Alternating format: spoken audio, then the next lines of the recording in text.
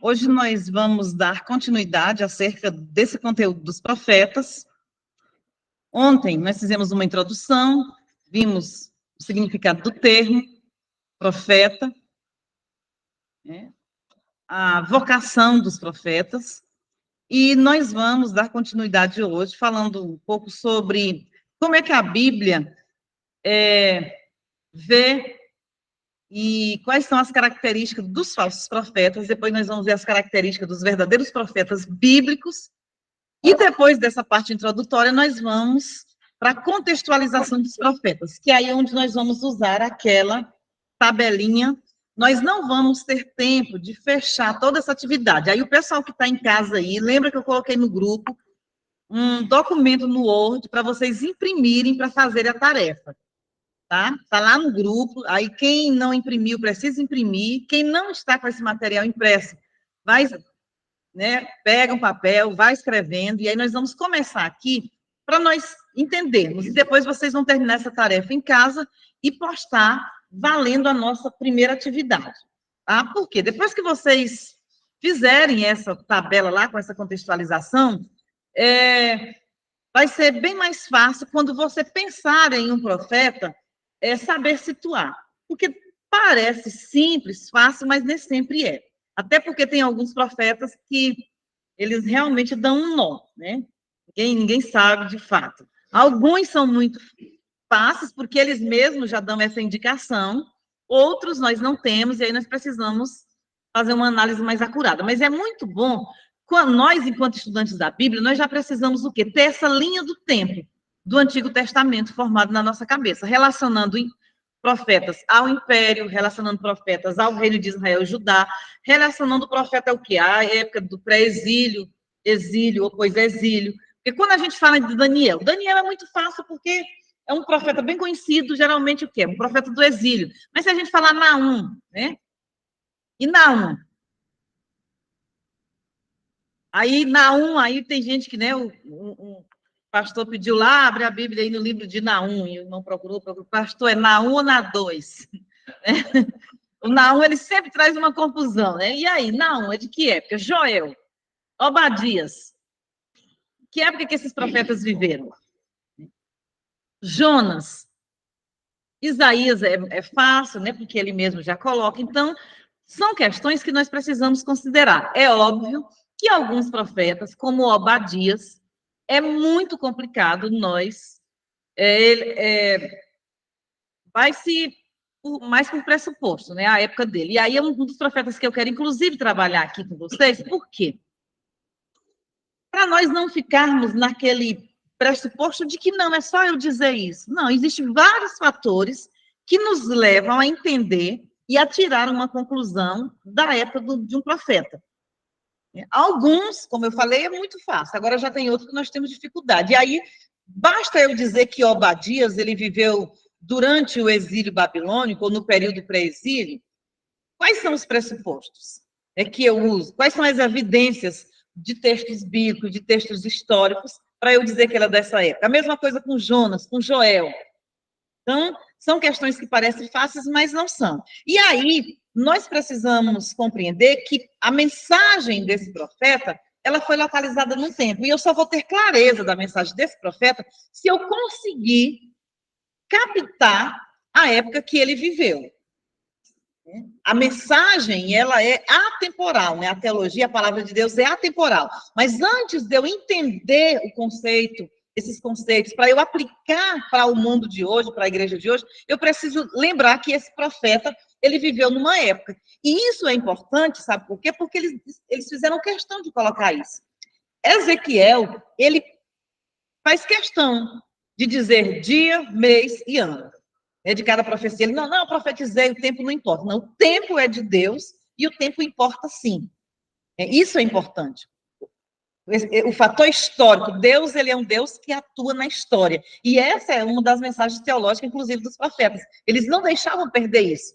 Acontecem coisas, tempos bons, tempos ruins, mas a mensagem do profeta era sempre relacionada ao quê? Deus controla a história, Deus domina o mundo. Então, esses aspectos, eles são importantes para nós conhecermos, e principalmente quando como estudantes da Bíblia. Mas aí vamos aqui para os falsos profetas, tá?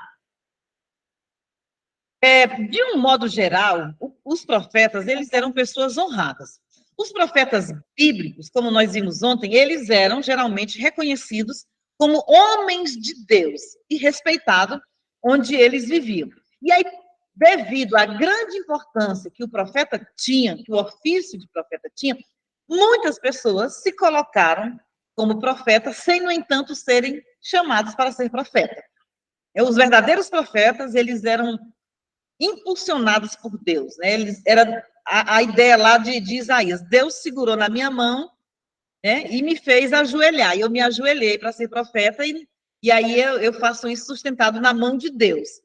E não é apenas hoje que as pessoas estão em busca de honra, né? Essa é uma das palavras muito mencionadas no meio cristão, ser honrado, receber honras, né? Ser uma pessoa de honra, um vaso de honra, né? Sentar nas primeiras cadeiras, sentar em cima do púlpito, todas essas coisas, né? A relação à honra a várias questões. Ter consagrações.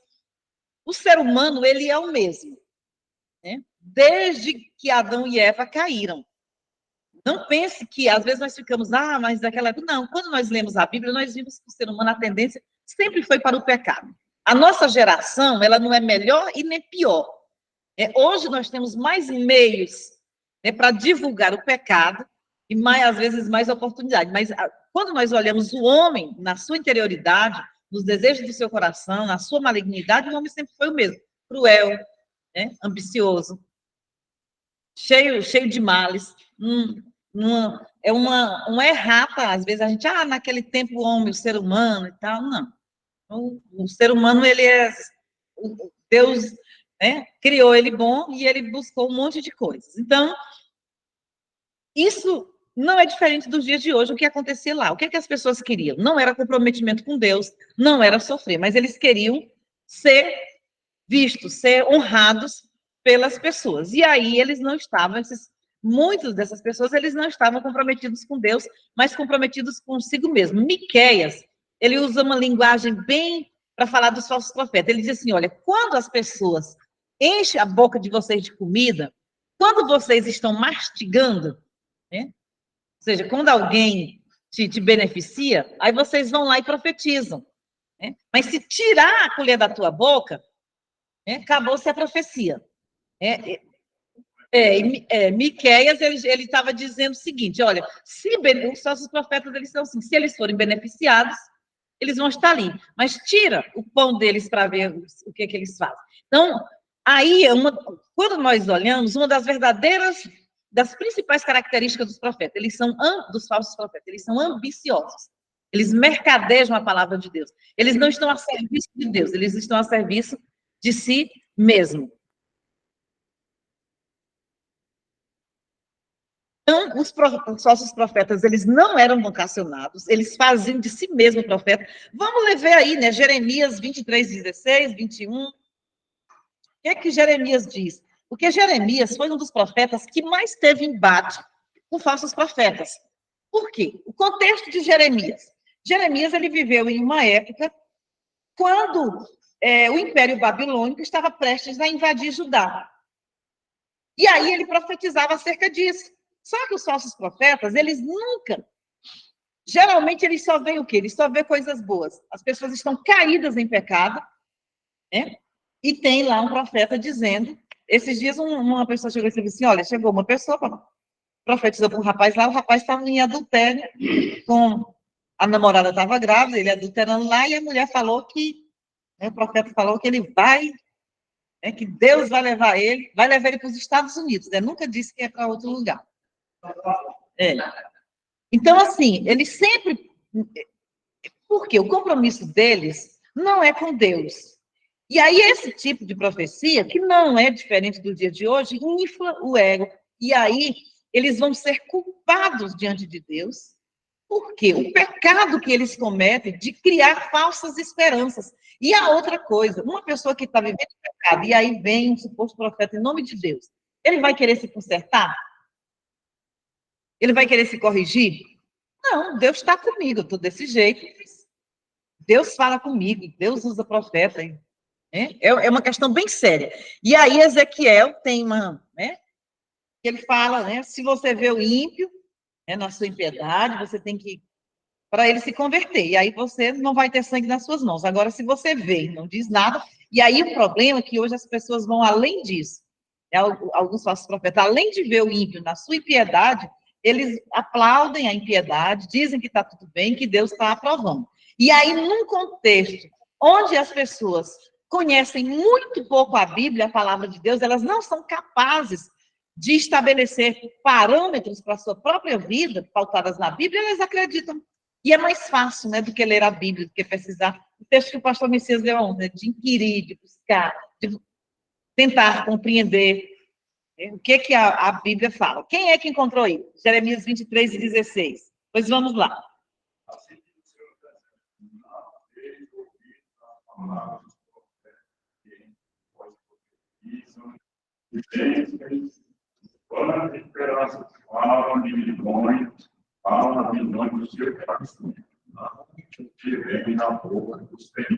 Pois é. Vamos ver o 29:9. Isso é forte, né?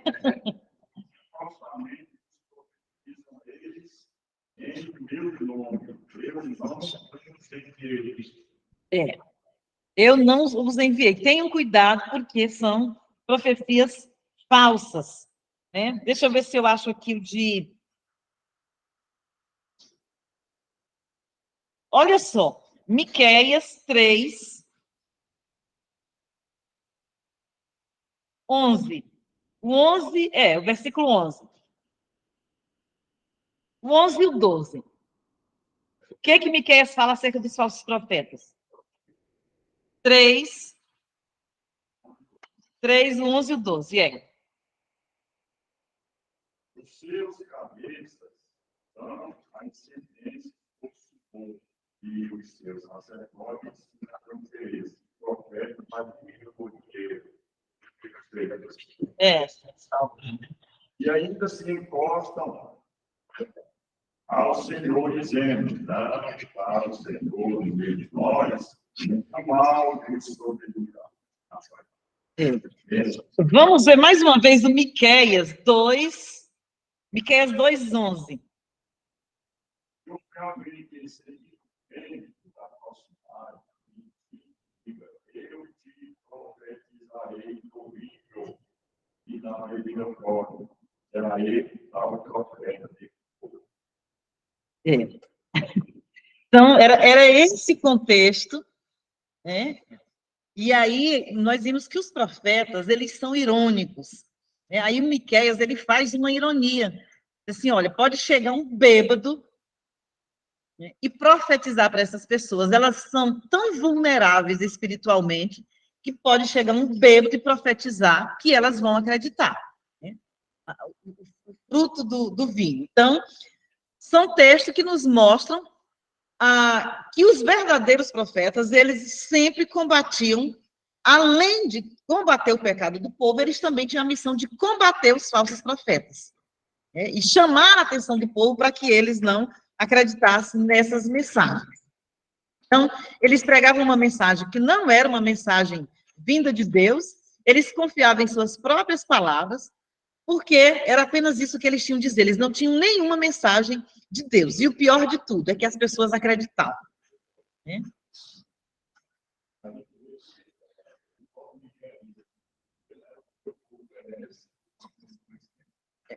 O Oséias. Eu converso, e eu converso, eu converso com uma pessoa que lá na agência, fora da minha falaria que esse negócio eu esqueci. Mas isso é interessante. Aí ele dizendo assim, aí volta a dizer para ele assim, meu povo perece, o que vai dizer assim, meu povo perece, que o povo chega lá, tem informação que o povo é decidido pelo São Paulo, para levar lá na agência, de informação que eu tenho que podia olhar para o celular dele. Aí ele diz assim, o meu povo perece, aí ele não, a conversão. E Deus está dizendo, meu povo, não é o simples. É o povo de Deus, Aí ele diz assim, meu povo perece. E agora,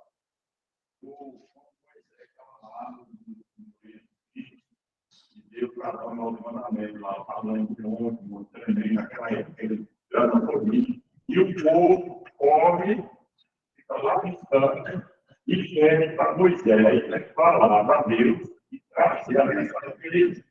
Ou seja, o povo, ele diz assim, que o povo não quer ter um contato direto comigo, quer um temer, para trazer a palavra dele.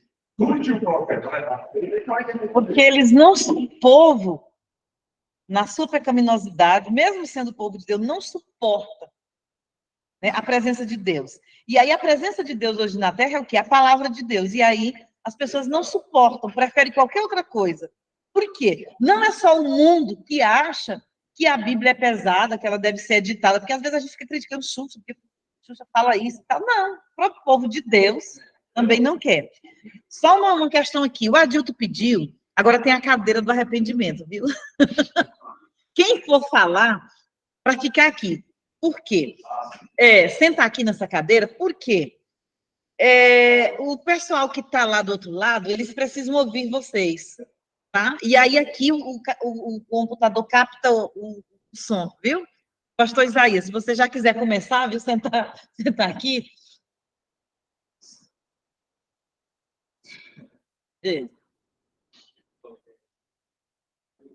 Deixa eu perguntar para você, na sua percepção, do seu ponto de vista, o que é que você acha? Ainda existe verdadeiros profetas? Porque, segundo Jesus, você é só ali João Batista. Você acha que existe ainda profeta? Porque o que é profeta? É um portador, é uma pessoa que recebe de Deus e passa. Olha, nós precisamos fazer a diferença.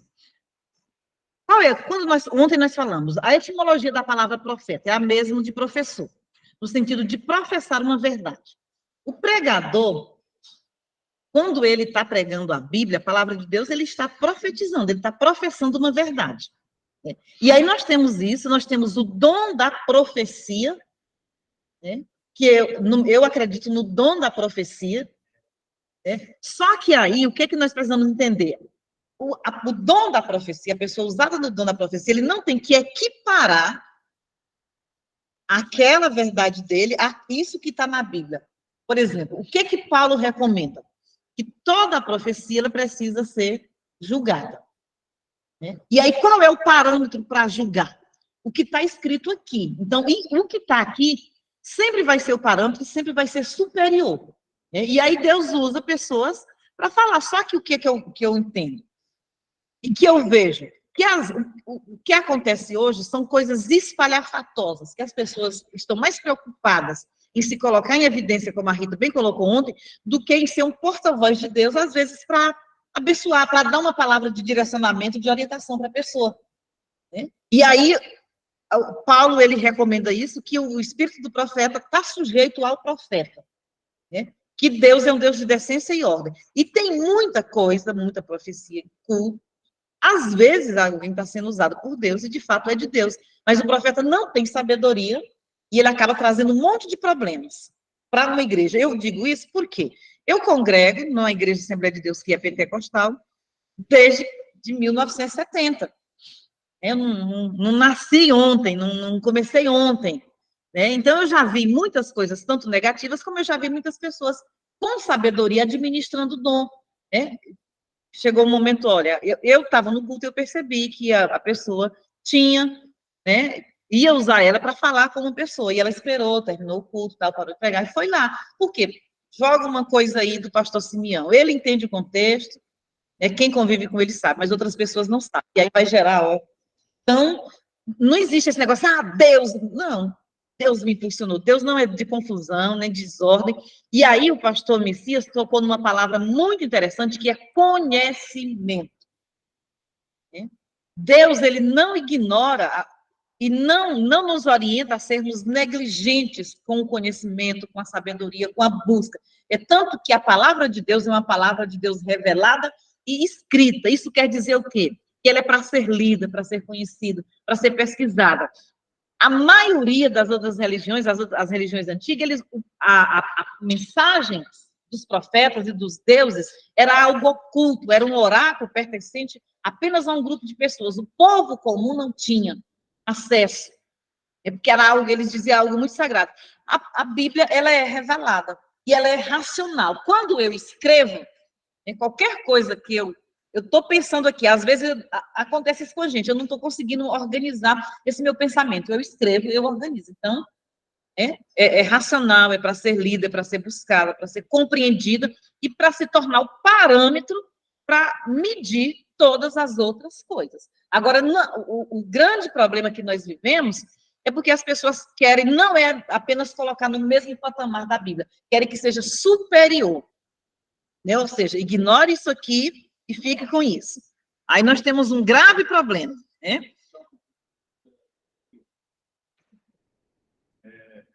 Luciana, está ouvindo bem o que estou falando? Luciana, você está ouvindo quando a pessoa senta na cadeira aqui? Tá ouvindo. Está ouvindo, beleza? Está ótimo o áudio aí. Bernardo, está ouvindo o Adilton? Hein, Bernardo? Tá Ótimo, tudo certo. Pessoal, é o seguinte, aqui, modalidade semipresencial, com aulas presenciais e teleaulas, é uma coisa nova, né? No mundo, né? Então, a gente vai adaptando, vai dentro da situação e vai adaptando. Como nós temos duas salas, uma sala presencial e uma sala virtual, quando vocês falam daí, o pessoal da sala virtual tem maior dificuldade de ouvir o que você está falando, entendeu? Então, é o seguinte, eu queria que, a partir de agora, a gente está se adaptando, né? Para contribuir com os irmãos lá, que às vezes pode ser até você. Quando você for intercalar e fazer perguntas e a sua fala ela é grande, assim, ou você quer expor, você quer complementar ou suplementar, você vem para a cadeira de arrependimento. Você vem para cá, você senta aqui, entendeu? E fala normalmente, e aí o pessoal, o microfone desse alta performance. Então você vem para cá, senta aqui na cadeira do arrependimento e fala normal que eles estão vindo belezinho lá. E aí você está cooperando com eles lá. Tá certo? Então, eu vou trabalhar aqui foi para eles. Valeu. Ó, já veio com a cadeira do arrependimento. Não. Bom, eu estava falando agora sobre o meu confesso de falta de conhecimento. Aí citei o Moisés lá, que o povo pediu para ele trazer a palavra de Deus para ele.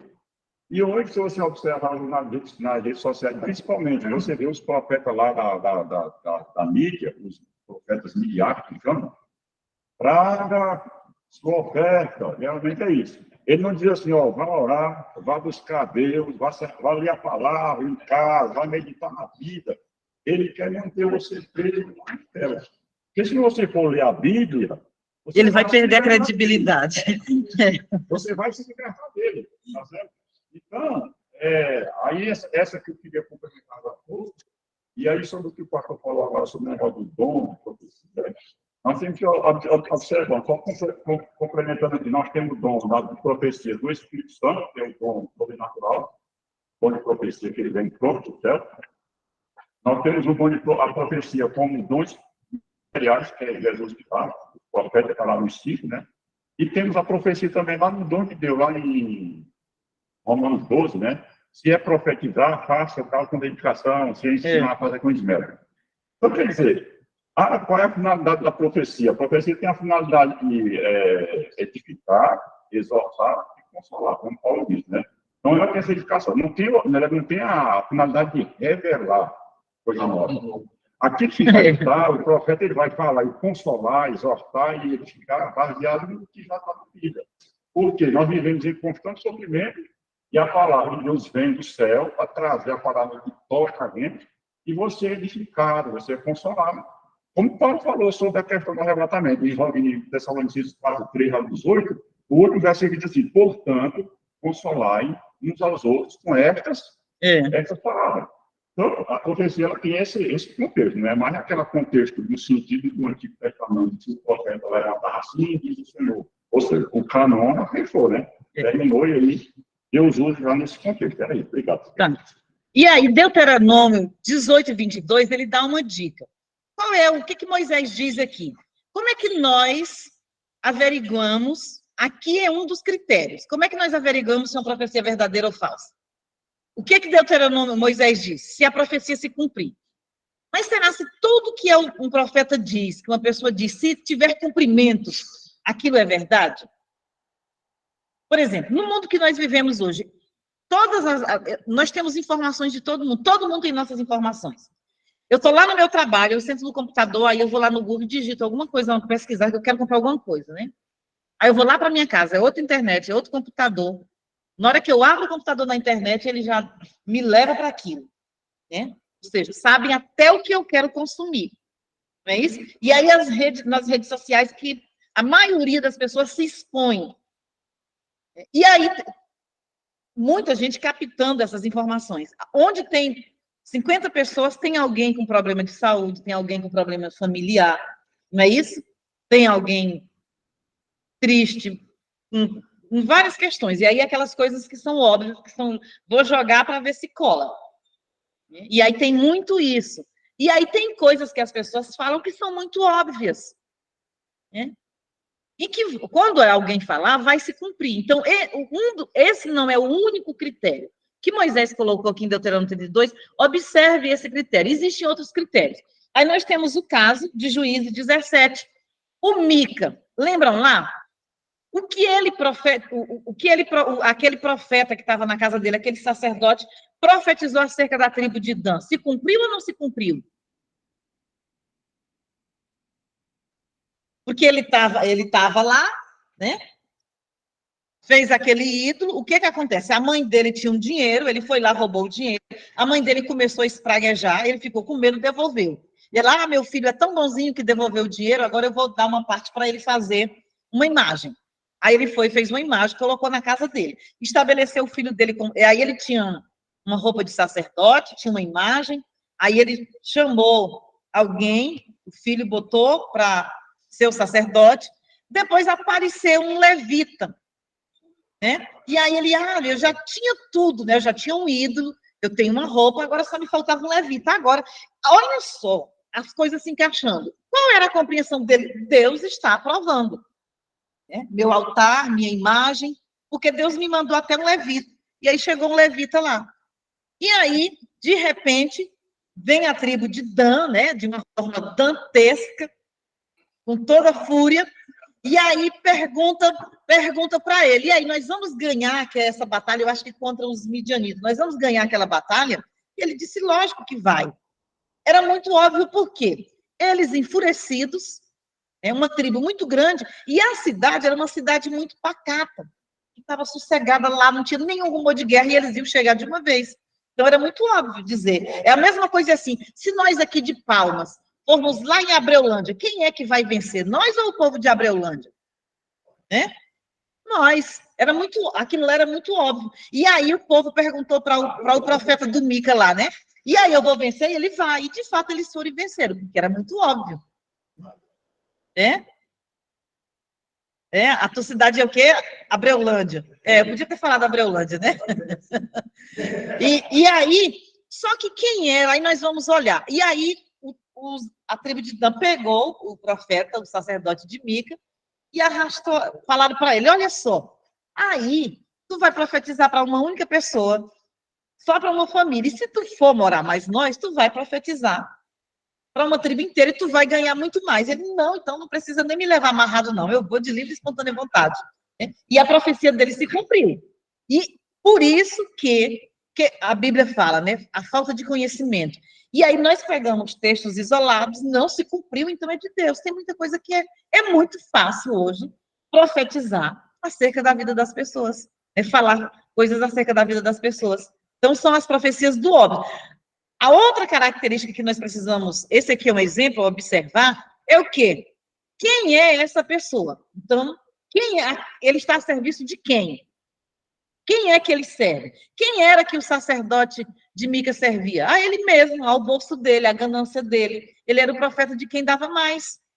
Ele não tinha compromisso com Deus. Em primeiro lugar, ele sendo um levita, ele aceitou ser sacerdote numa casa que tinha um altar pagão levantado. Por quê? Em troca de pão. Então, a integridade do profeta diz muito acerca dele, daquilo que ele fala. E aí, muita gente, mas Deus... Não, Deus usa. Deus sempre levou em conta a integridade. Qual é? Deus, ele é santo. Isaías ficou perplexo, atormentado com a santidade de Deus, no chamado dele. E aí ele viu o quanto ele era pecaminoso, o quanto o povo era pecaminoso. Então, hoje tem muito isso. Não, mas Deus usa, Deus não sei o quê. Deus, ele tem compromisso na Bíblia toda, com santidade, com integridade. As pessoas podem até querer pregar diferente disso, mas não é bíblico. E aí o fato de alguém falar alguma coisa e se cumprir, isso não quer dizer que ele seja um profeta de Deus. Tem várias questões. Vamos dizer, não é tão simples assim, né? As questões, elas são bem mais complexas.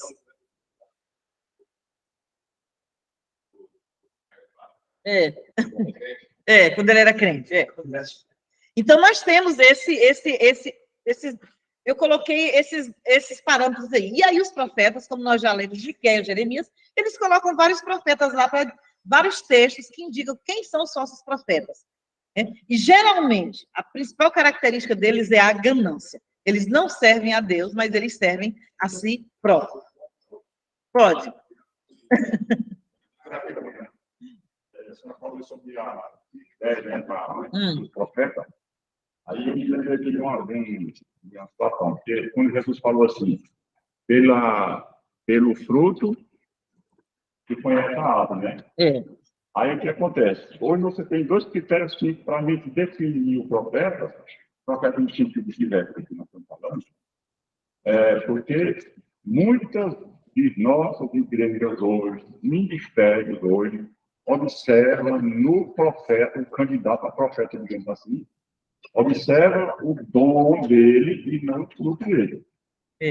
Porque dom, o ímpio também tem. O dom de falar bem, o dom de ter uma mulher boa, de conhecer a Bíblia.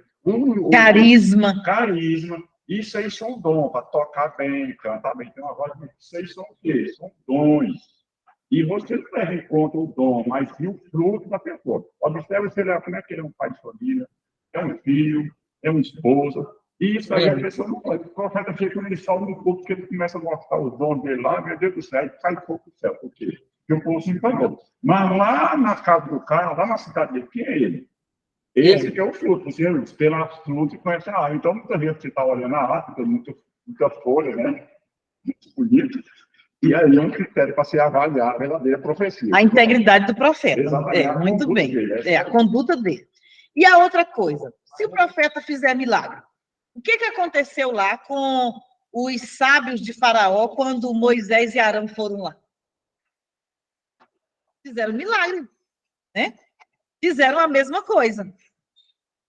Também eles tinham essa habilidade. Então, dons miraculosos também não é a autenticidade de um verdadeiro profeta.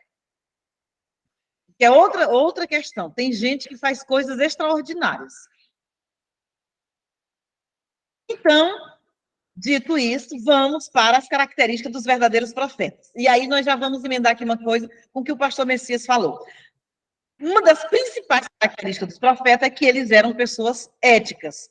Eles internalizavam antes de pregar. Ele pregava para si mesmo. Deus falou para Ezequiel, come, né? Come isso aí, ou seja, primeiro você tem que viver, experimentar isso, depois você vai pregar. Então, eu gosto muito do texto lá de Abraão. Quando Abraão foi guerrear, lembram? Lá com aqueles reis que tinham o despojo. Era um direito legal, quem fosse para a guerra e ganhasse, naquele caso, ficar com o despojo. Abraão quis ficar com o despojo? Ele não quis. Por que que não? Qual foi o argumento que ele usou?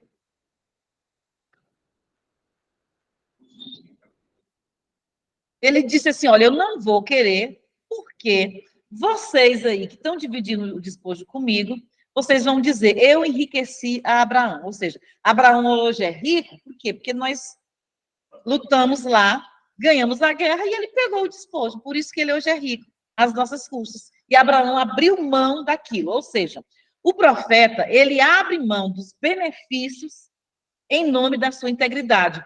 Nós vimos lá o caso de Eliseu com o Geazi, né? O caso de Naamã. Vou te dar dinheiro, né? Não quero, não estou à venda. E aí o Geazi pegou lá e ficou com a mão leprosa. E hoje tem muitas pessoas, né, com a mão leprosa, porque estão vendendo, mercadejando a palavra de Deus. Então, a ética era em todos os sentidos, a forma de viver. E aí, primeiramente, eles precisavam experimentar, né? E aí, por isso que Deus diz para Ezequiel, abre a boca e come, ou seja, experimenta primeiro, vive primeiro, para depois pregar. Eles não se deixavam corromper, não tiravam proveito das suas funções, como é o caso de Eliseu, e aí aqui tem o caso de Abraão, Gênesis, alguma coisa. Eliseu, quando orientou Naamã para ser curado da lepra, ele não quis receber recompensa, o Naamã foi pensando o quê? Eu vou comprar esse profeta, né? Eu vou pagar e o meu problema vai ser resolvido. E ele, de forma nenhuma, aceitou isso. Daniel, mesmo na corte babilônica, o que ele propôs no seu coração? Eu não vou me contaminar com essas comidas do rei. Eu tenho um compromisso com Deus, eu não estou à venda. Essa comida refinada, ela não me atrai, ela não é mais importante do que o meu compromisso com Deus. E olha, Daniel era um jovem, estava numa terra estranha, uma circunstância, né, que era muito fácil. Onde era que eu... Sim, foi muito engraçado, eu vi mais uma vez no domingo passado. A gente estava lá em Miranorte, e aí estava tendo a abertura da pecuária, estava tendo a cavalgada, né?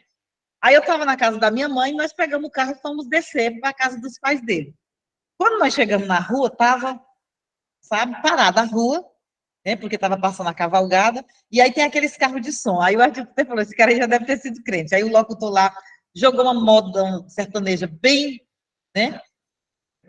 Bem aquela modona sertaneja pesada. Aí ele falou assim, olha, quem ainda não bebeu uma, agora vai beber. E quem era crente, agora vai deixar de ser.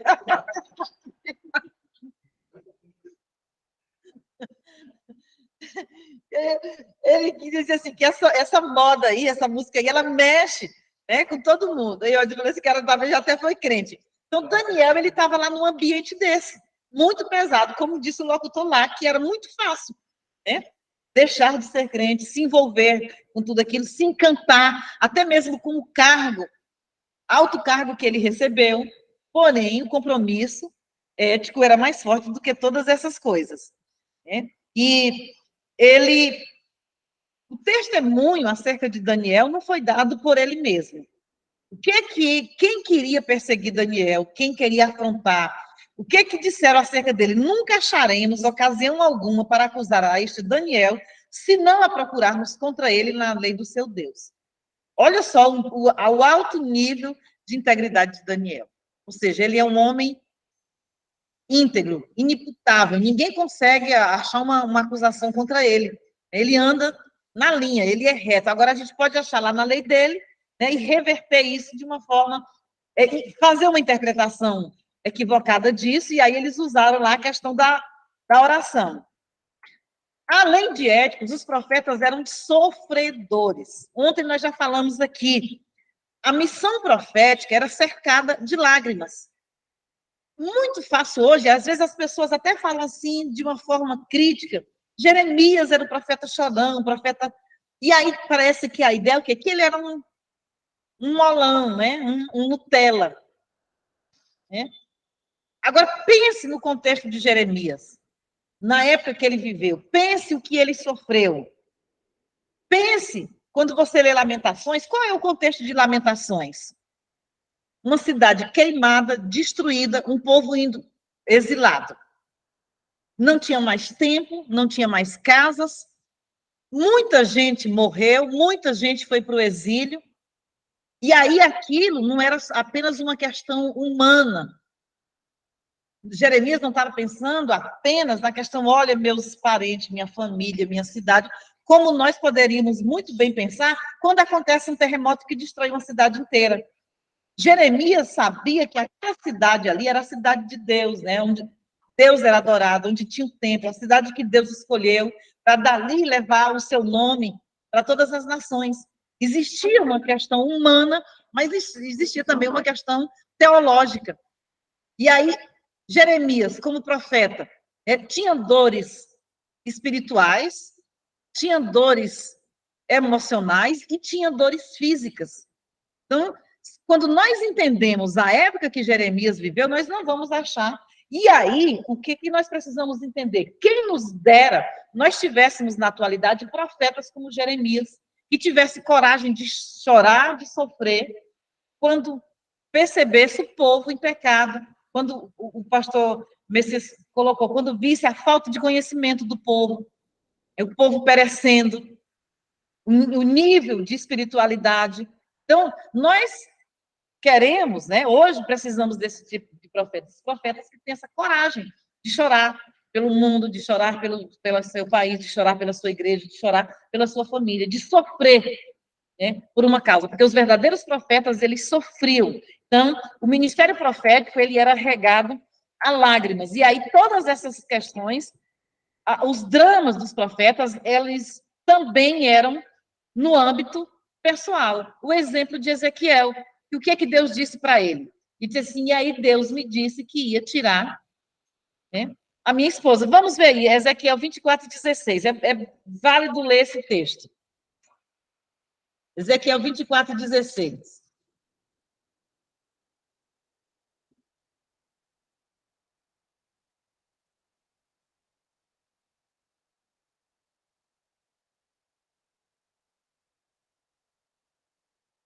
Começa do 15, tá? 15 até o 18. Pode. Olha só. Preste atenção nessa leitura. Vamos lá. Cadeira do arrependimento, é. Então, pessoal. Ezequiel 24. Veio a minha palavra do Senhor dizendo, filho do homem, eis que as súbitas tirarei a delícia dos teus olhos, mas não lamentarás, nem chorarás, nem te correrão as lágrimas. Geme em silêncio, não faça lamentação pelos mortos. Prende o teu turbante, mete as tuas sandálias nos pés, não cubra os bigodes e não coma o pão que te anda. Falei ao povo pela manhã e à tarde. Morreu minha mulher. Na manhã seguinte, fiz segundo me havia sido mandado. Então me disse o povo, não vos fará saber o que significam estas coisas que está fazendo? Eu lhe disse, veio a mim a palavra do Senhor dizendo, diz à casa de Israel, assim diz o Senhor Deus, eis que eu profanarei o meu santuário, objeto dos vossos mais altos orgulho, delícia dos vossos olhos e anelo de vossa alma. Vossos filhos e vossas filhas que deixastes cairão a espada. Fareis como eu fiz, não cobrirei os bigodes, nem comereis o pão que vos manda. Dareis a cabeça, os vossos turbantes, as vossas sandálias nos pés. Não lamentareis, nem chorareis, mas dir-me-ás nas vossas iniquidades, e gemereis uns com os outros. Assim se pedirá Ezequiel ensinado. Segundo tudo que ele fez, assim farei. Tá bom, viu, Kleber? Obrigada. Então, olha só. O primeiro aspecto. Vou levar a tua mulher. E a ordem? Não chore. Engole o choro. Né? Não é nem para chorar. Não é para manifestar luto. Foi a ordem que Deus deu para Ezequiel. E aí, nós vimos que os profetas, eles viviam, né? E aí, nós falamos ontem de Oséias e hoje Ezequiel.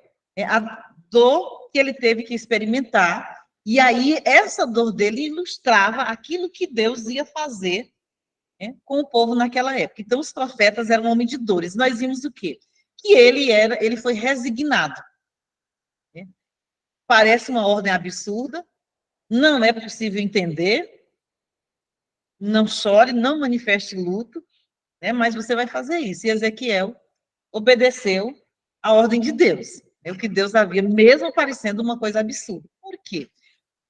A vocação, o chamado do profeta, né, incluía uma obediência total, não apenas as coisas boas, mas não apenas aquilo que eles conseguiam compreender, mas também o incompreensível, né, e aquilo que implicava em dores. Então, os profetas, eles eram sofredores. Jeremias, noivo, não pôde se casar, além de todos os dramas que ele viveu, ver a cidade destruída, ver os falsos profetas se levantando, ser perseguido, ser jogado dentro de uma cisterna.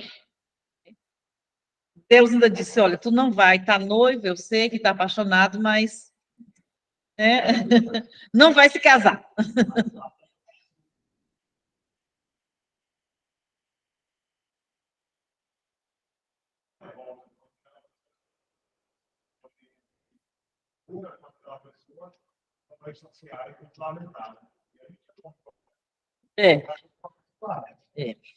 E além das questões pessoais, os profetas também, eles sofriam por causa da desobediência do povo.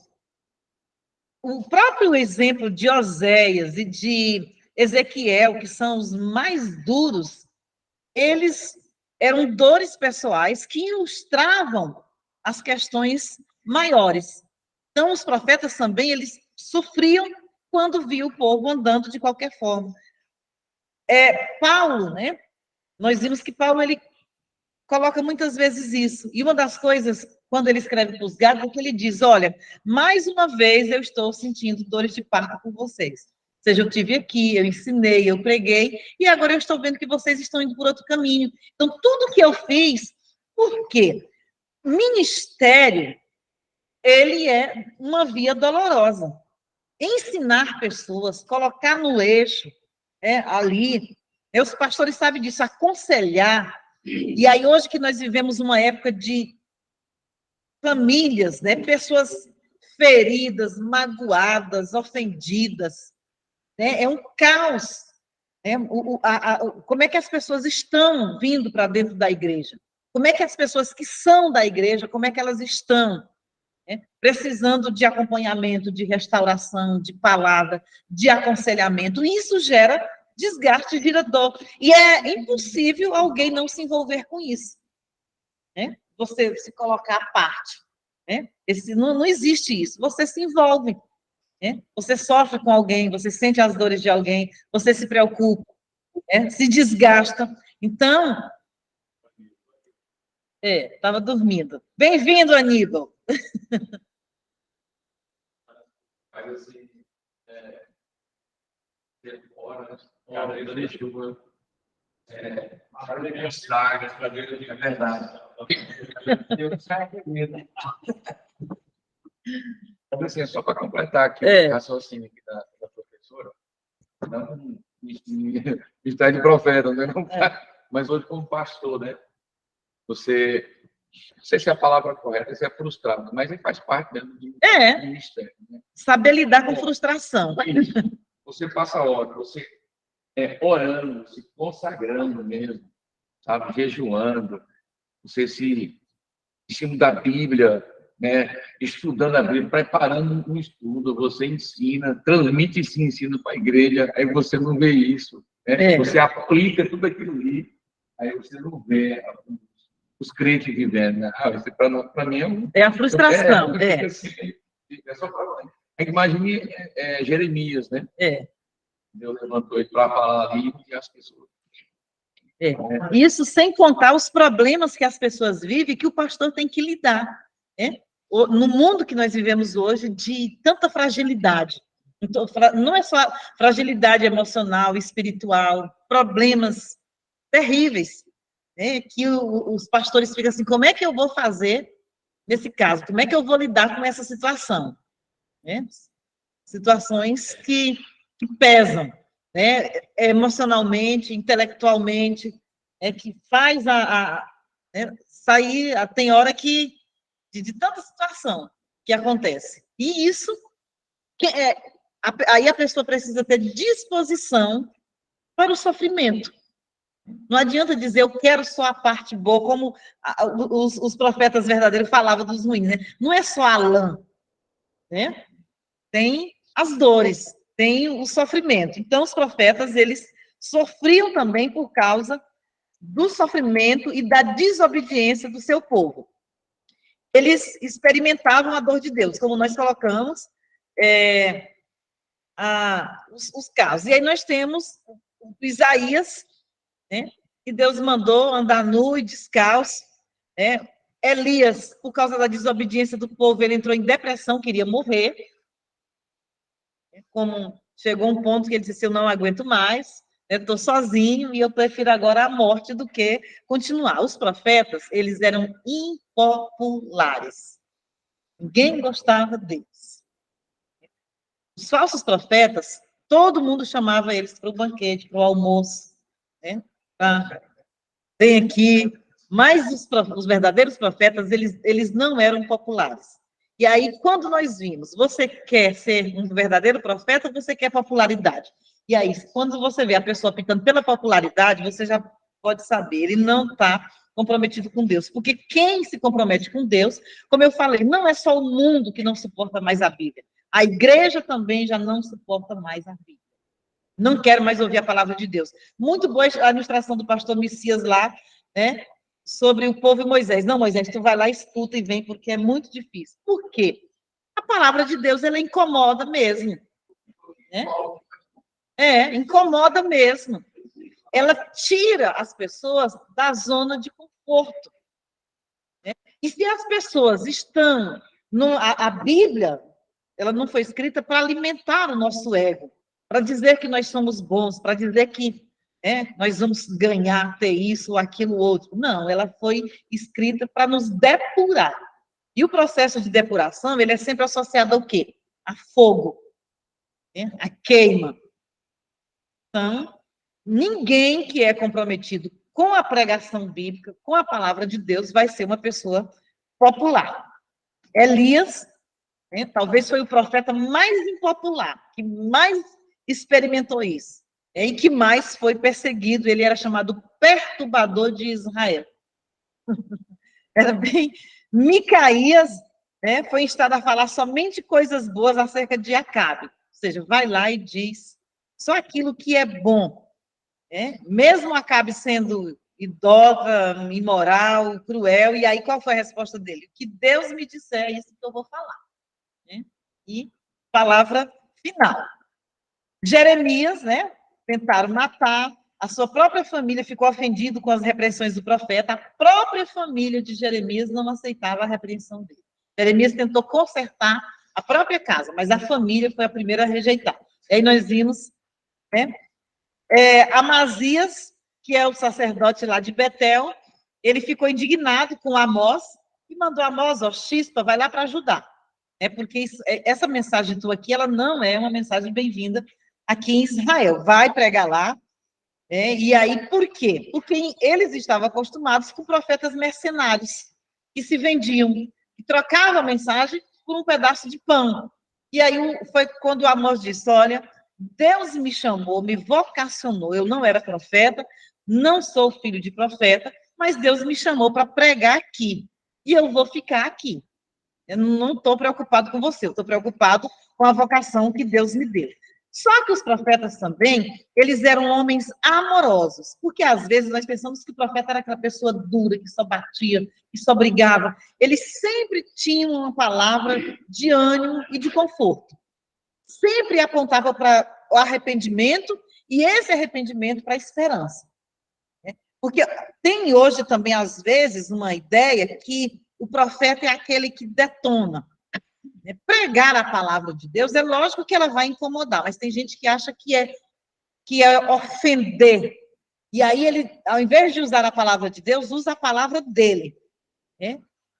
Carapuças, né? Sermões direcionados. E aí isso se torna ofensivo para as pessoas e não vai trazer resultado.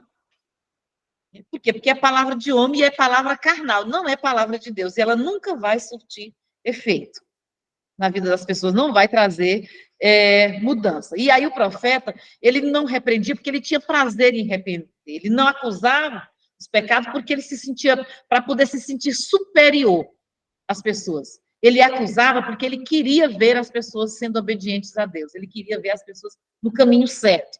Ele não tinha prazer em ver o seu povo andando nos caminhos dos pecadores. Não era aquela repreensão só por repreender para satisfazer o próprio ego, era visando o arrependimento. E aí, isso tudo eles faziam porque eles amavam as pessoas. E os profetas eram também dedicados a Deus. Eles não eram pessoas de meio termo. O exemplo que nós citamos de Amós, não. Deus me chamou para isso. Eu era boieiro, eu era plantador de sicômoro, só que agora, e é isso que eu vou fazer. Eles não cocheavam entre dois caminhos. E eles sempre pregavam, né, contra essa bajulação que era usada para conseguir favor. Né? E Amós, ele sempre falou isso. Os profetas eram homens totalmente dedicados a Deus. Eles detestavam, trazendo para o nosso contexto, eles não ficavam em cima do muro. Eles nunca ficavam em cima do muro. Eles sempre, olha, eu sou isso e Deus manda dizer dessa forma. Então, a mensagem era entregue como Deus colocava. Então, são essas as características do profeta. A outra questão dos profetas, que eu não coloquei aqui, os profetas eram homens de oração. Jeremias, o que é que Deus disse para Jeremias? Jeremias, não ore mais por esse povo. Isso mostra o quê? Que ele amava o povo, que ele estava preocupado. Ele não era apenas um profeta que chamava atenção, que exortava, ou que trazia uma mensagem de condenação. Ele orava para que o povo se arrependesse. E Deus disse para ele, Jeremias, tá bom, eles não vão se arrepender, para de orar. Né? Não vai, não vai. Eles se preocupavam com coisas pequenas. Tem um sábio romano que ele diz assim, os deuses não estão preocupados com banalidades, eles estão voltados para as coisas grandes. Nós vimos que o Deus da Bíblia, o Deus dos profetas, ele se preocupava com o órfão, com a viúva, né, com as pequenas injustiças. Então, e os profetas sempre chamavam a atenção, eu disse, eles não estavam preocupados com as grandes negociações, né, apenas com o mundo político e econômico, com o aspecto macro. A profecia também era voltada para as pessoas. Estava ali, olha, tem uma viúva sendo abandonada, tem um órfão que está sendo explorado, tem um pobre, um necessitado, né, que estão tomando a capa dele. E os profetas também, eles pregavam contra a arrogância dos ricos e dos poderosos. Eles nunca deixaram de falar isso. Né? Por isso que eles chegavam, a mensagem também chegava até nos reis. E a outra questão dos profetas é que eles eram iconoclastas. Né? É um termo que começou a ser usado durante a Idade Média, e os reformadores, né, passaram a ser chamados de iconoclasto, que é aquele que fere imagens, aquilo que as pessoas consideram santas. E aí tem um texto, eu acho que Jeremias 6:20. Por exemplo, era um culto, ofereciam libações e tal, aquilo era considerado santo. Só que os profetas, eles atacavam isso. Isso não tem sentido, isso não tem valor para Deus. Não adianta vocês trazer o melhor azeite, o melhor incenso.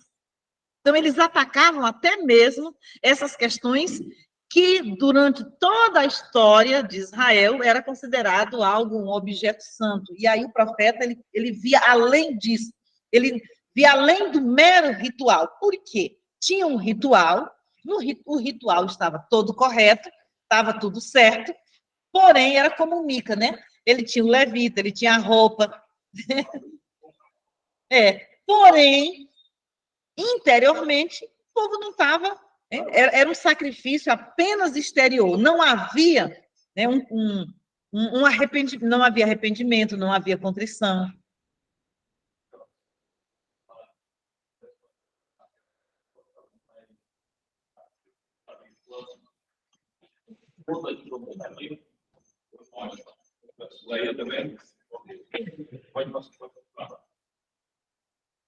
Só vamos ler essa referência aí que eu citei por último, de Jeremias 6:20.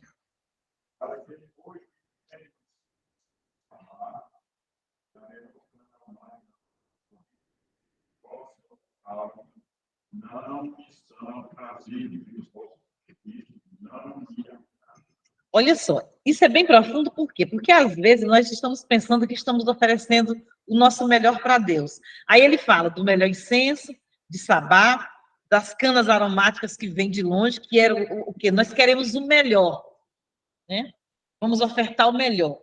Só que era o melhor do ponto de vista exterior, mas do ponto de vista interior. Como é que viveu essas pessoas? Quem eram elas? E aí, o tanto que é fácil nós mesmos nos iludirmos, nós vivermos iludidos, achando que nós estamos fazendo o melhor para Deus. Eu dei o melhor para Deus. Será se estamos dando o melhor? E aí, agora, chegou o momento de nós pegarmos aquela nossa tabela.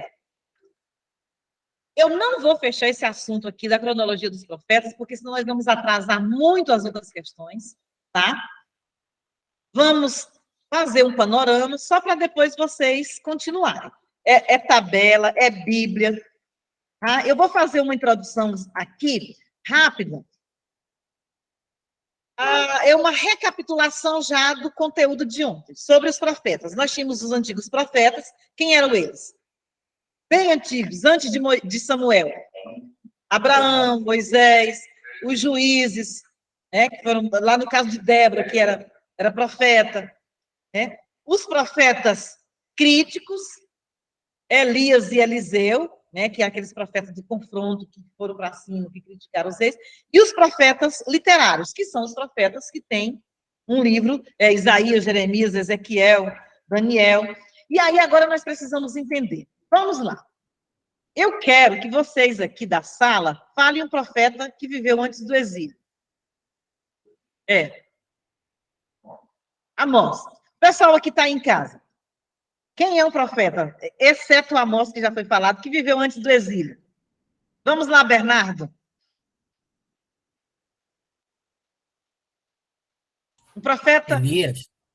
O Elias. Quem? Elias. O profeta Elias. Não, mas agora eu quero profeta literário. Ah. Desses que tem um livro na Bíblia. Aqui eles já falaram Amós. Abacuque. Abacuque, muito bem. Agora é vocês aqui. Isaías. Tá. Quem está aí em casa? Vamos. Quem é o outro profeta que viveu antes do exílio? Naum. O Naum é aquela história, né? A gente nunca sabe se é Naum ou na 2.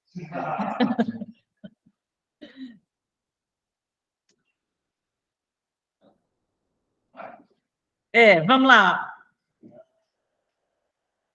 Não, dos profetas literários. Obadias é outro problema. Zacarias é pré-exílio?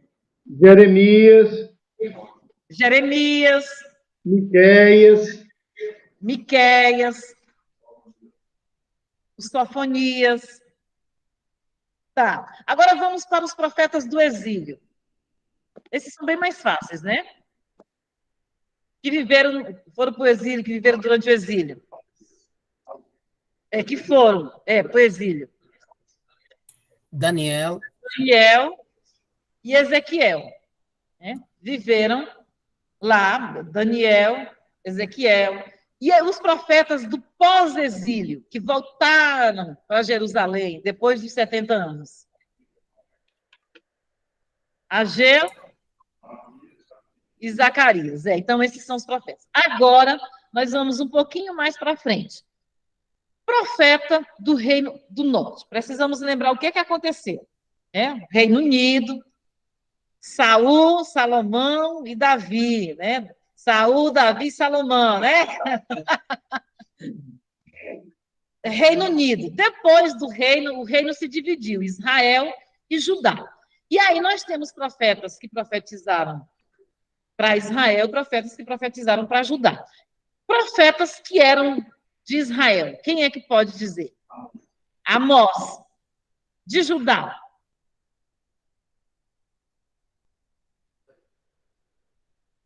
Isaías. Hum? Não, profeta literário. Os orais, os coadjuvantes, Miqueias, ele profetizou no Reino do Norte ou Reino do Sul? Israel ou Judá? Miqueias. Oséias.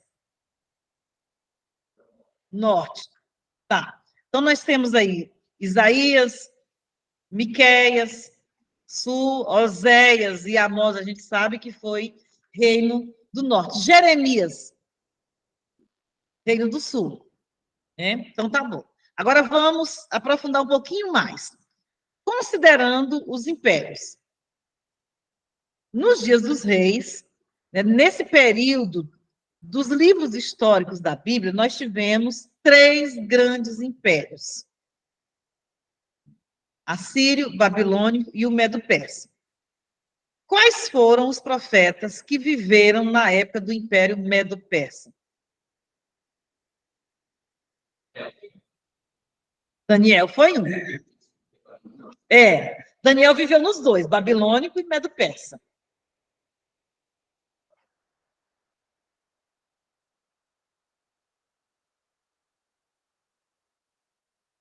Desses 3 impérios, em ordem cronológica, qual foi o primeiro? Ordem cronológica, qual foi o primeiro? Nós falamos.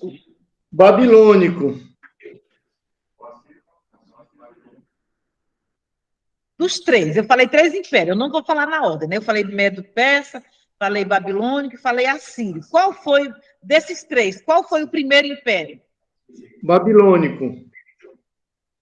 Pastor Trajano, o pessoal aqui está dizendo que foi o assírio. Foi o assírio? O assírio não foi que levou o reino do norte, não foi isso? Sim. Aí depois dele, veio Babilônia. Babilônia, é verdade.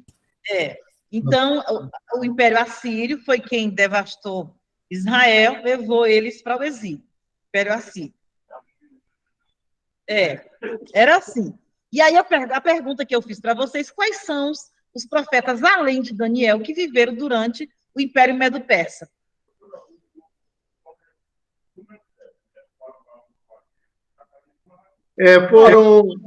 Foi Ageu, Zacarias e Ezequiel. Zacarias, Daniel, que viveu nos 2, né? Esdras. Não, profetas, só os profetas. Profetas literários, profeta que tem um livro escrito aqui. Tudo bem. Ageu.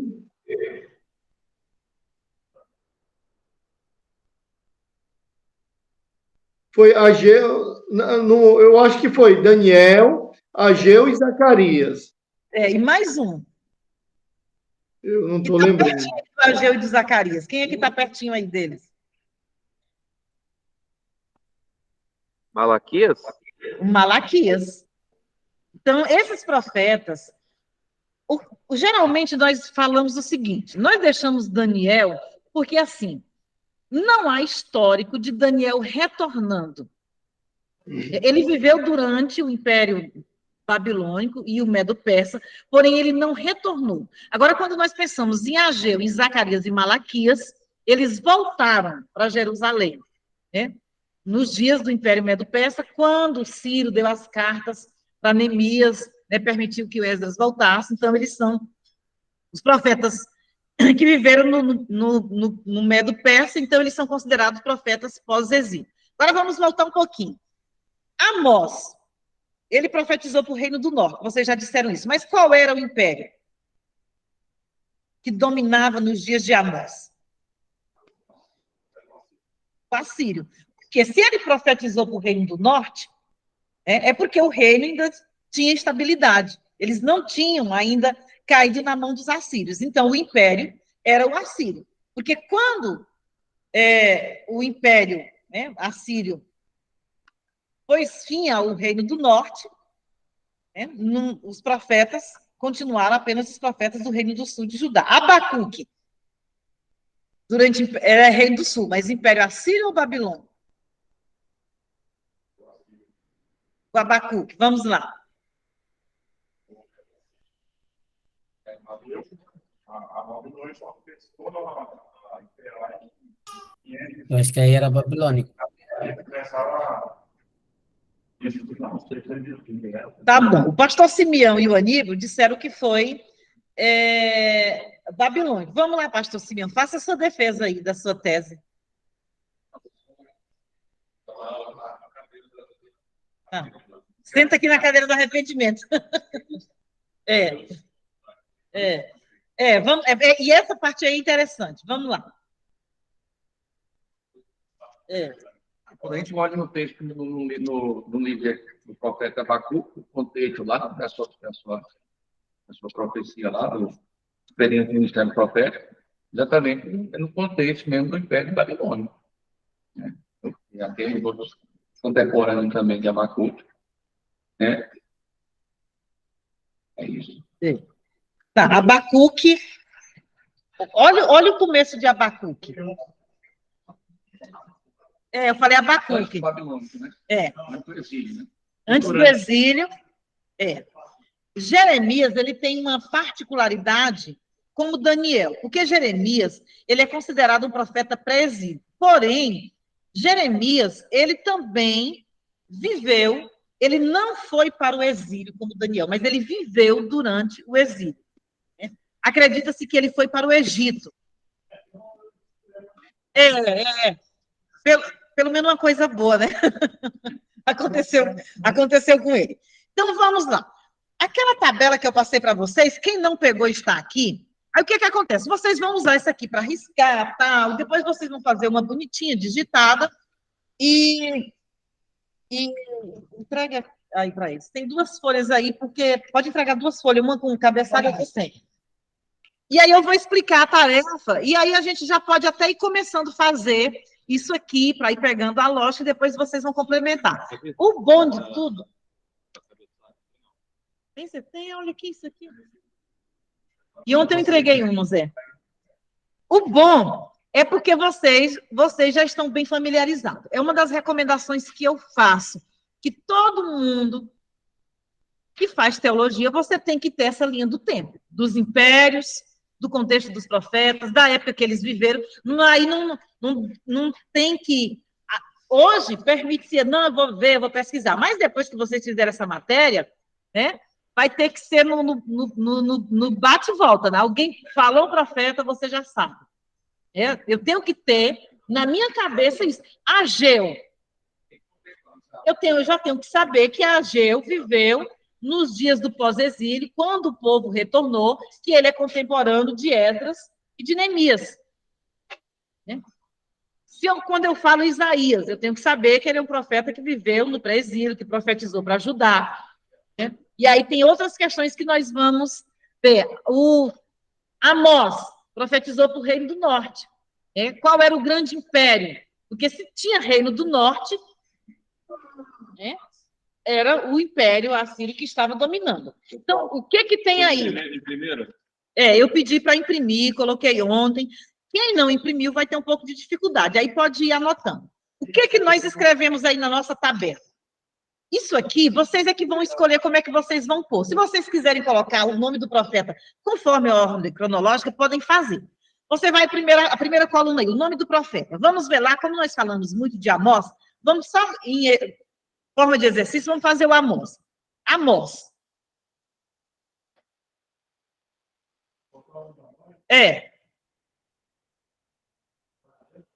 O boiadeiro.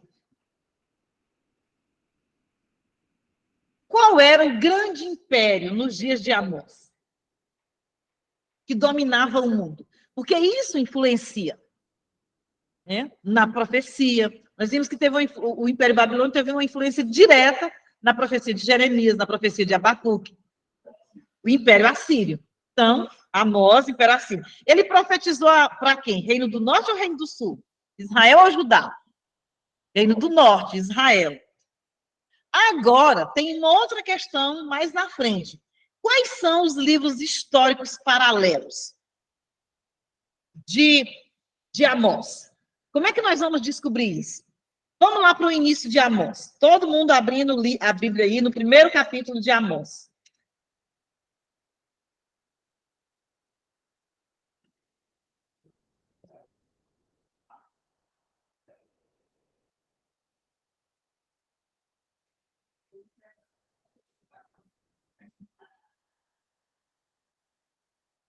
Tá bom. Quem é aí em casa que pode ler Amós 1 e 1? Vamos ver aí. Pastor Trajano, pode ler? Amós 1 e 1. Amós, Capítulo 1, versículo 1. só um pouquinho, estou abrindo aqui. As palavras de Amós, que estava entre os pastores de Tecoa, as quais viu a respeito de Israel nos dias de Uzias, rei de Judá, e nos dias de Jeroboão, filho de Joás, rei de Israel, 2 anos antes do terremoto. Tá. Olha só, qual é a dica que o Amós dá aí para nós localizarmos os dias que ele viveu? E aí nós percebemos o quê? Que naqueles dias ainda tinha o reino de Israel. E aí, onde é que nós encontramos a história de Jeroboão e Uzias? Quais os livros da Bíblia que tem essa história, que registra?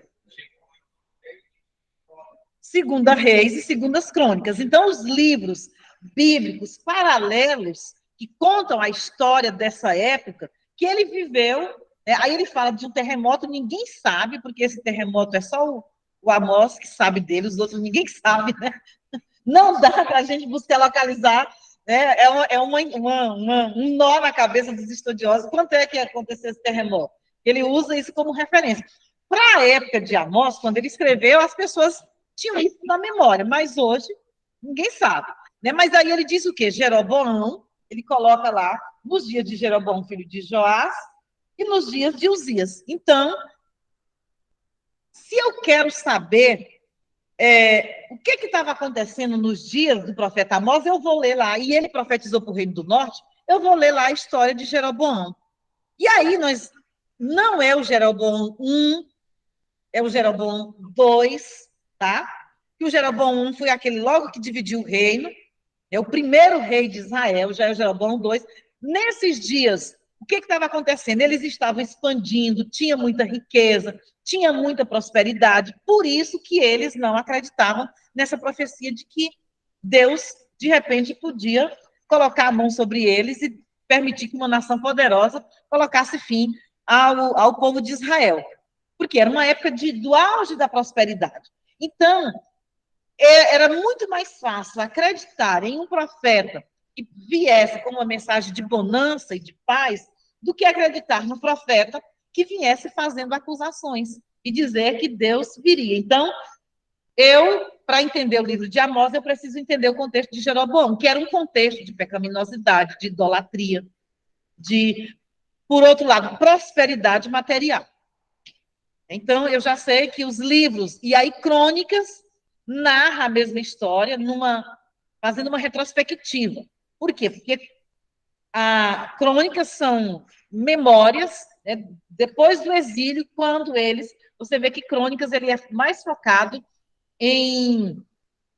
nos reinos de Judá, e não no reino de Israel. Então, eu tenho esses 2 livros bíblicos que eu posso colocar como livros que são paralelos, livros históricos. E aí, quais são os livros proféticos paralelos ao livro de Amós? Os outros profetas que viveram na mesma época. Oséias, vamos ver o começo. Como é que Oséias começa a profecia dele? Vamos lá.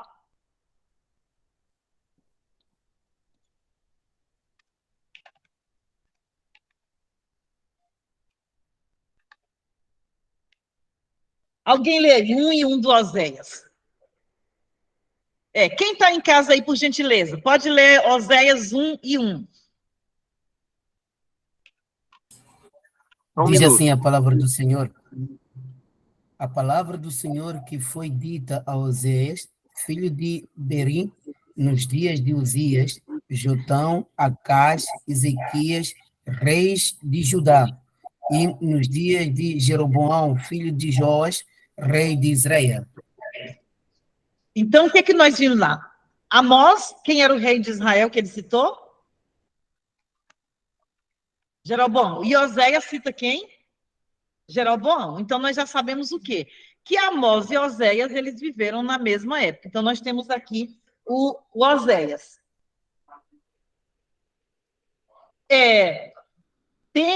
Esse Jeroboão aqui é o segundo Jeroboão, tá? Não é o primeiro. Aqui, esse Jeroboão aqui é o segundo, tá? Porque o que acontece? Nós vimos que depois da divisão do reino, Acabe, ainda eram profetas não literários, no caso de Elias e Eliseu. E aí século 10 e 9, a partir do século 8, que começa, a profecia passa a ser escrita, começa a profecia literária, com Isaías. Vamos ver o começo de Isaías? O que ele diz? Olha só, nunca deixe de ler, isso em todos os livros bíblicos. O capítulo 1 e o versículo 1. Pode ler, pastor Isaías.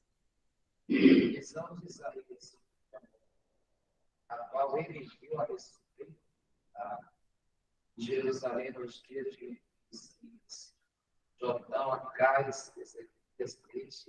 Qual é o rei que Isaías menciona aqui, que o Amós Uzias, né? Então, nós vimos que Jeremias também, ele é contemporâneo, que Isaías também é contemporâneo de Amós e de Oséias, só que profetizando no reino do sul, e não no reino do norte. Vamos ver mais um aí? Vamos ver o Miqueias. Tá. Alguém do online aí vai procurar Miqueias 1 e 1 e ler.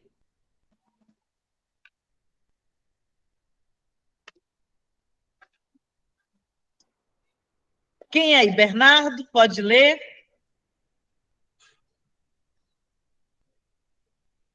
Trajano, pode ler. Gente, cadê o Bernardo que não lê? Miqueias. 1 e 1.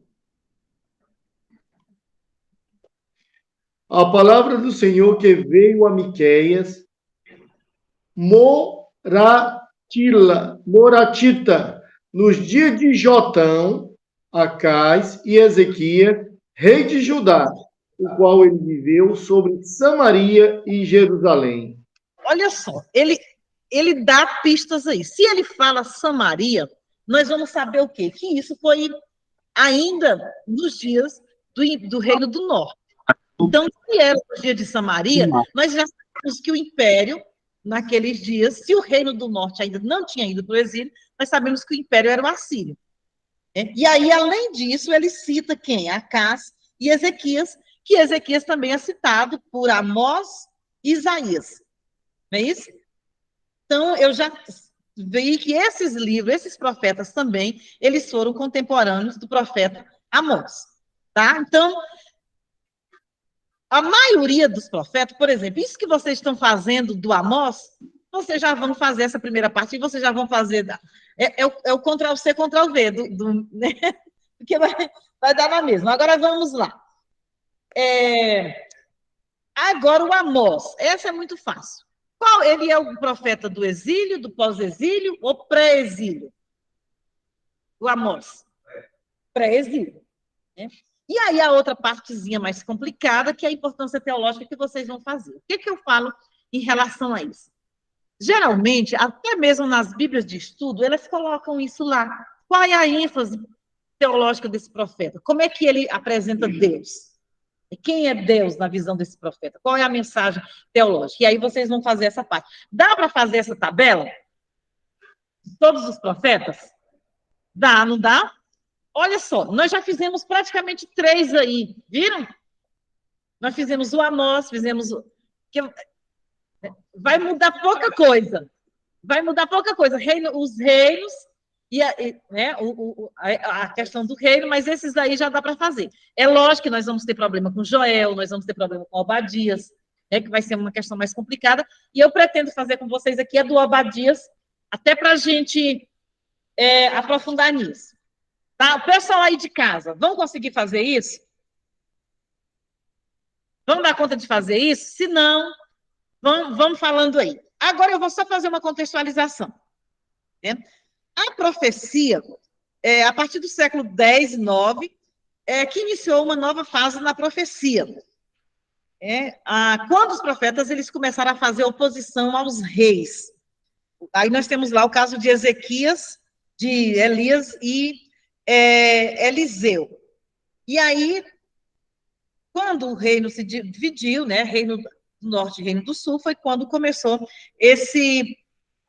a história do profetismo em Israel. E aí Deus, ele sempre se preocupou com ambos os reinos. Nós vimos que da mesma forma que tinha o Amós e o Oséias pregando no reino do norte, tinha o Miqueias e Isaías pregando no reino do sul. Deus se preocupou com o seu povo na sua totalidade. E esses profetas, a mensagem deles era o quê? Era alertando o povo que se eles permanecessem naquele pecado, da forma que eles estavam, que eram os principais pecados: a idolatria, a corrupção, a injustiça, a opressão, que eles, Amós e Miqueias condenam muito isso, e a falsa religiosidade, a falsa espiritualidade. Acho que foi lido lá de Jeremias, que ele fala, olha, vocês trazem a melhor cana, o melhor aroma de sabá, e oferecem isso, só que vocês não estão preocupados aquilo que Paulo colocou, né, que o corpo de vocês seja um sacrifício vivo. A espiritualidade era mera liturgia, não passava disso. E era essa a condenação que esses profetas, e aí eles alertavam o povo acerca do exílio. Porém, sempre chamando a atenção para o arrependimento e para uma promessa. E aí, apesar de que os profetas, eles, como o caso de Jeremias, que Deus disse, eles não vão se arrepender, não adianta orar, eles sempre profetizavam um retorno, um tempo de paz, uma restauração. Eles nunca deixaram, diríamos, eles nunca mandaram o povo para o inferno e deixaram lá, né? Eles tinham sempre essa preocupação de trazer de volta. Então, eles denunciavam o pecado, pregavam consolação e esperança, e sempre também uma mensagem de restauração. Quando nós olhamos, mesmo antes do reino dividir, as causas da divisão do reino, a idolatria. Então, não foi apenas depois que o reino se dividiu que não foi Acabe quem implantou, institucionalizou a idolatria em Israel. Salomão, foi quem começou isso com os seus casamentos. As condições econômicas e políticas do tempo de Roboão, porque o que aconteceu? Já havia, no dia de Salomão, injustiças. Essa foi a reclamação lá do Jeroboão, do primeiro Jeroboão. Olha só, teu pai nos explorou, vocês vivem aí no palácio e nós lá trabalhando dia e noite. O Roboão e o Jeroboão, que foram os primeiros reis quando o reino dividiu. E aí, o reino de Israel, ele sempre viveu o quê? Uma instabilidade política e uma corrupção da religião. Agora eu quero que vocês voltem lá para o livro de Reis, rapidinho, só para nós olharmos. Segunda Reis,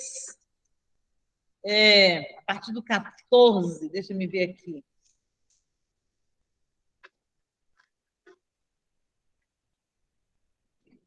Vamos ver aqui. Primeira Reis.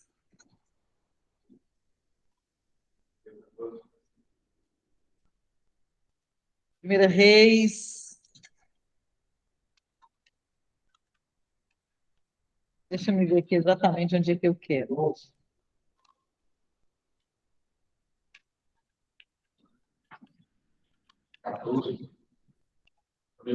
Só um pouquinho aqui.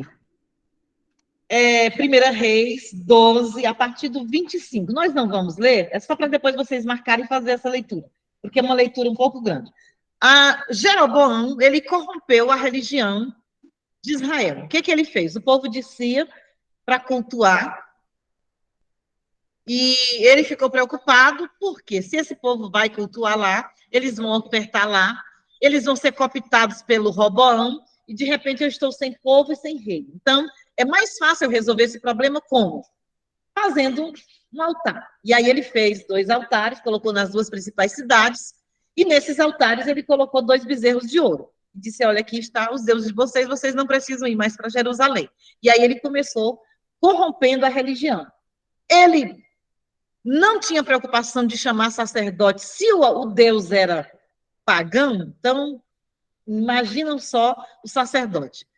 Qualquer pessoa do povo lá, não, você era como o Micaías lá, né? Qualquer pessoa servia para ser sacerdote. Chamou qualquer um, colocou para ser sacerdote. Então, ele não houve em Jeroboão uma preocupação com a verdadeira religião, com a verdadeira espiritualidade, com o culto em Yahvé. Então, desde cedo, a nação de Israel, ela foi corrompida, já estava corrompida, o povo estava corrompido nos dias de Salomão. E quando a nação de Israel foi fundada, quando ela já nasceu dessa forma, o reino de Judá tinha estabilidade política, mantiveram durante muito tempo o culto levítico, porém, também com infidelidade religiosa, porque nem todos os reis de Judá foram reis bons. Nós tivemos reis que foram reis ruins. E aí é nesse contexto que surgem os profetas literários, a partir do século VIII. E aí esses profetas, eles não estavam preocupados apenas com Israel e com Judá. Nós vimos o caso típico de Naum, que a profecia de Naum ela é praticamente voltada para as nações, e não para o povo de Israel e Judá. Então, os profetas, eles denunciavam os pecados do povo de Deus, mas também eles chamavam a atenção das outras nações. E aí, os primeiros profetas lá, nós temos o Amós e o Oséias, que eles se opuseram à corrupção, e essa corrupção era a corrupção da religião e uma corrupção da sociedade em geral, que Amós ele chega a acusar até mesmo as mulheres, que as mulheres estavam preocupadas o quê? Exclusivamente com o seu bem-estar. Geralmente, as mulheres, elas são vistas como pessoas que têm mais amorosas, mais compassivas. Dizer, olha, não faça esse grau de maldade. Só que Oséias, ele condena o quê? As mulheres dos seus dias, o que elas faziam? Elas influenciavam os maridos para que eles fossem corruptos. Porque eles, se corrompendo, eles traziam dinheiro para sustentar a pompa que elas viviam. Comprar, consumir aquilo que era as joias, as coisas caras que elas queriam. E Amós, ele ataca isso. Então, nós vimos aqui, a profecia de Amós, nesse sentido, não é uma profecia visionária, de ver, de predizer o futuro. A profecia de proferir uma verdade, de condenar pecado. O Miqueias segue essa mesma linha no reino do sul. Oséias também. Ele condena os pecados, a corrupção espiritual e social. Porque a corrupção espiritual, ela é acompanhada de uma degradação geral do ser humano. E aí, o que acontecia? O reino do norte, ele era próspero. Por isso que eles tinham dificuldades em acreditar na profecia de Amós e Oséias. O quê?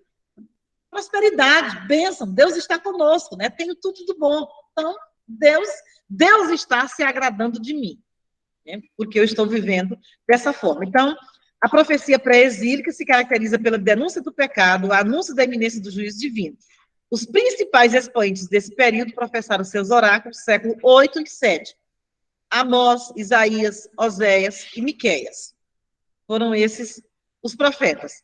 Esses profetas que antecederam o exílio denunciaram a idolatria, que era extravagante, as injustiças sociais e a imoralidade.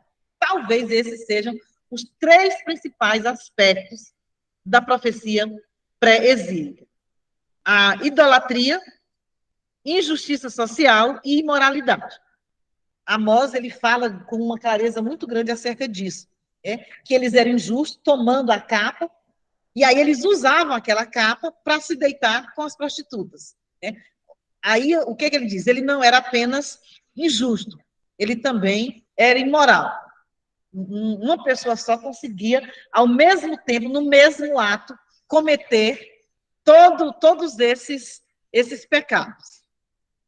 Então, Amós e Oséias, representantes do Reino do Norte, era a voz profética de Israel, Miqueias, Jeremias e Naum, Isaías, Sofonias, e aí aqui o Joel, que a gente vai ter algumas questões a respeito dele, profetizaram no Reino do Sul antes do exílio. E aí o Naum também tem algumas questões, mas o Joel, mesmo ele localizando no Reino do Sul, relacionado à data, ele merece um estudo diferenciado.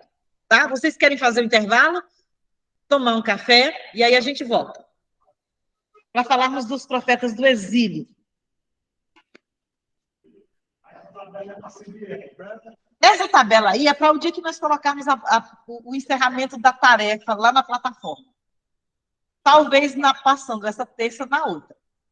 Tá? Mas não vai ser, vocês já fizeram quase tudo. Né? Porque esse relógio está certo? Vamos fazer agora, nós já levantamos, né?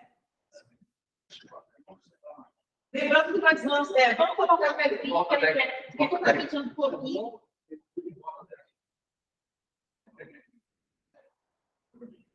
A gente vai mudar isso aqui, tá? A gente volta. Essa vila aqui não é.